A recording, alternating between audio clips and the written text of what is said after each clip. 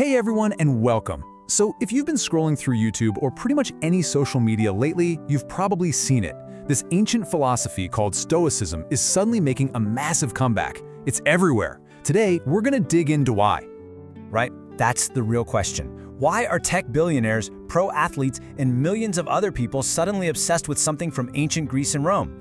Is this just another internet trend, or is there something, a bit deeper going on? Let's get into it. For this journey, we're going to be using the Daily Stoic Journal by Ryan Holiday and Stephen Hanselman as our guide. And we're using this book for a very specific reason. It cuts through all the dense academic stuff and gets right to what matters, how to actually use these ideas in your daily life. So, what even is Stoicism? First, let's just forget the modern definition of a Stoic as someone who's totally emotionless. That's not it at all. The ancient Stoics saw their philosophy as a practical toolkit, almost like an operating system for your mind, designed to help you navigate this chaotic world with more calm and clarity. And this is absolutely the key. This wasn't some philosophy for monks meditating on a mountaintop. No, this was for people right in the middle of it all, people dealing with annoying bosses, money worries, all the frustrations that are just as real today as they were 2,000 years ago. And this quote from the book just says it all perfectly. It wasn't about sitting around debating abstract ideas. It was about the living and the doing. It's a philosophy of action, built for the real world. And if you need proof that this stuff is universal, look no further. It was practiced by Marcus Aurelius, literally the most powerful man on the planet, while he was leading military campaigns. And it was also taught by Epictetus, a man who was born a slave. Now think about that. If the same system can help an emperor and a slave, it's pretty clear it's not about your circumstances. It's about your mindset.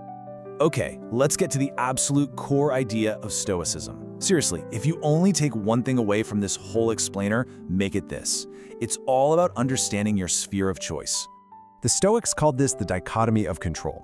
It's a really simple but incredibly powerful exercise. You just have to learn to separate what you actually have control over from what you absolutely don't. So much of our stress and frustration comes from getting these two mixed up. So what's in our circle? Our inner world, basically. Our judgments about things, our emotional reactions, the choices we make. And what's not in our circle? Well, pretty much everything else. What other people do, our health in the long run, what people think of us, the economy. The entire game of Stoicism is to pour all your energy into that first list and learn to accept the second one. And here's where the rubber meets the road.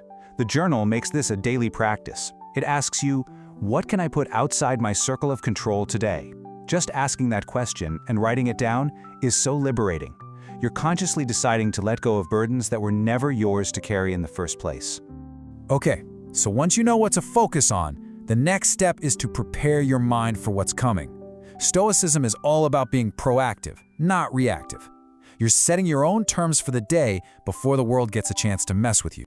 Now this one sounds kind of dark, right? The premeditation of evils. But it's actually an amazing tool for becoming more resilient. It just means thinking about what could go wrong before it happens. The subway's gonna be late, the Wi-Fi will cut out during your big presentation. By mentally walking through these things, you strip them of their power to surprise you. So when they do happen, you're not shocked, you're ready. And here's the emperor, Marcus Aurelius, doing it himself. He's not just complaining about his day, he's preparing for it. By expecting to meet difficult people, he can remind himself that their bad behavior is outside of his control. But his response? That is 100% inside his control.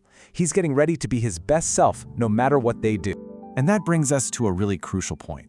This is not just some intellectual game. You don't become a Stoic just by reading a book or watching a video.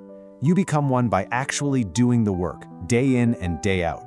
The philosopher Seneca just lays it out so clearly. The whole point isn't to sound smart or win debates. The point is to live better. Your actions are the only thing that really count.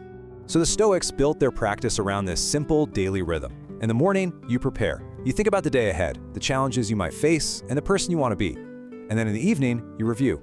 How did it go? What went well? Where did I mess up? How can I do a little better tomorrow?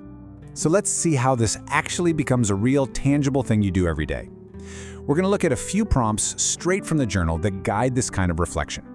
I mean, how great is this question? So direct. What are the external things that trigger you and pull you off course? Is it a snarky comment online? Is it that one coworker? Is it getting stuck in traffic? When you can name them, you can start to loosen their grip on you. This next one turns the spotlight inward. It's asking you to look at your own judgments. Are you seeing situations as they really are, or are you layering on a bunch of your own negativity or anxiety?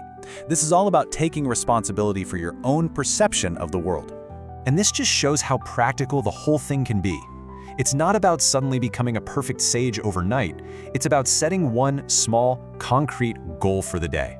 You know what? Maybe today, a win is simply choosing not to say that thing you know you probably shouldn't. And here's Seneca again, just bringing it all home. The purpose of all this journaling and reflection isn't to become a better judge of other people. It's a tool for self-improvement. It's about working on yourself, holding yourself to a higher standard, and finding a little more peace right where you are. So, to wrap this all up, let's end with a question inspired by the Stoics that you can take with you. The good life often isn't about adding more things, it's about subtracting. So look at your day, your worries, your to-do list, and just ask yourself, what is one unnecessary thing I can cut out today? That's it. That's where the practice begins.